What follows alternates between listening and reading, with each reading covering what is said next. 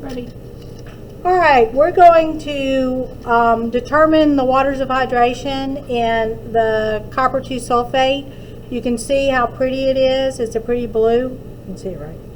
Okay, so what we're going to do is heat it with the burner, and we've recorded the weight of the crucible. Excuse me, that's an evaporating dish. It's courseware. And the weight of the copper 2 sulfate in it.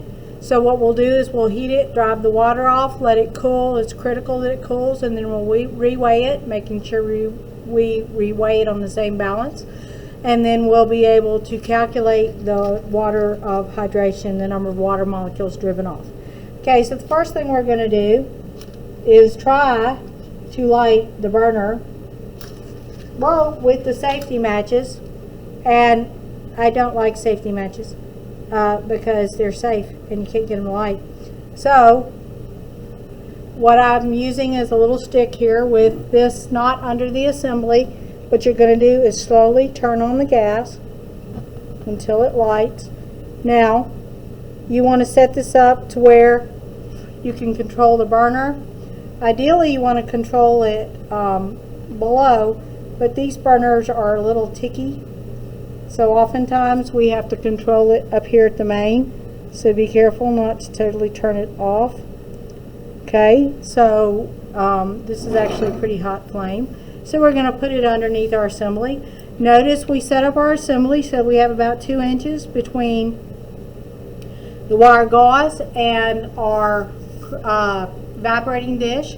And as we heat it, you should see the blue color start to disappear from the copper 2 sulfate as it drives off the water. And if you can see along the edges, you can start to see where it's turning white, and that means that the water is being driven off. And so in order for you to see them initially, we kind of bunch them up. And this is not ideal to do this, and I don't recommend doing this, but I'm going to do it on our demo. I'm just going to space out the copper 2 sulfate. I don't want to lose any. And you can really see along the edge, hopefully, that we're losing color. And what I'm trying to do is flatten it out so that we don't lose our sample. Okay, so as it dries, and we'll need to heat it strongly for probably 10 to 15 minutes.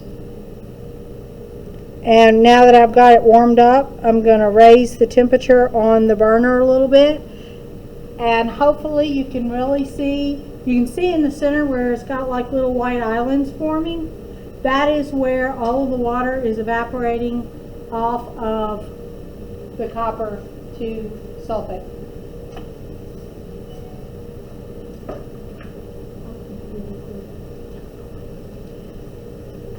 Okay, I'm going to move the burner a little bit farther in so that we catch more of it.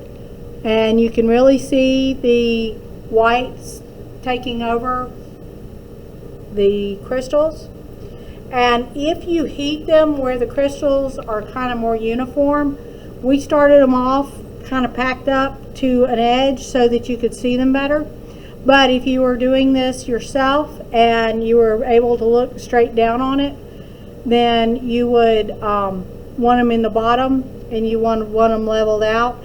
Notice that as the wire gauze is heating up, it is turning bright orange. That means it's really, really hot. So don't reach out and touch that.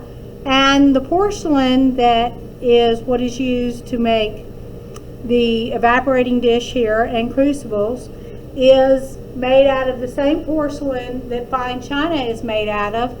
And the important part of that is, A, it's expensive, but no. The really important part is it holds heat. So when we turn the heat off, we've got to let it cool for a pretty good length of time. Sometimes it takes longer to cool it than it does to actually heat it. So I think we've been heating it about 5 minutes. It's not quite got all the blue off of it, but it'll probably take about 5 minutes to cool down. But we will leave it on the assembly because then air can circulate around it and help cool it off. But the biggest thing is don't reach out and touch it, because it will stay hot for a long time and you will not only burn yourself, but that's where we get high amounts of breakage. And we're trying to avoid the high amounts of breakage. So I'm going to, again, if you were doing this, we would not be doing this. So don't do this at home. But I'm going to move this around so that it can break up any clumps. Again, if we were doing this in lab over a long period of time, we just heat it longer and we would have started off with it much more uniform. But if you remember when I was first touching it, it was sticking. We're not sticking anymore because it's no longer sticky because the water has been driven off. So we're going to heat it for another 30 seconds or so, and then we will stop recording, let it cool, and take the measurements. But you can see let me lift it. Okay, my hand shakes, I apologize. Can you see in it? Okay, you see it's actually kind of got a slight green tinge because it's like a white green because we've driven off all the water. It is definitely not the pretty blue we had before.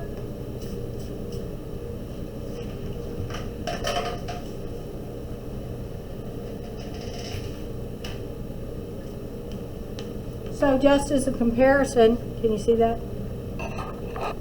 So just as a comparison, remember this is what it looked like initially, and now we're to that white green color. And so we're going to shut it off and we're going to let it cool, and then we will weigh it because I'm pretty sure we've driven all of the water off.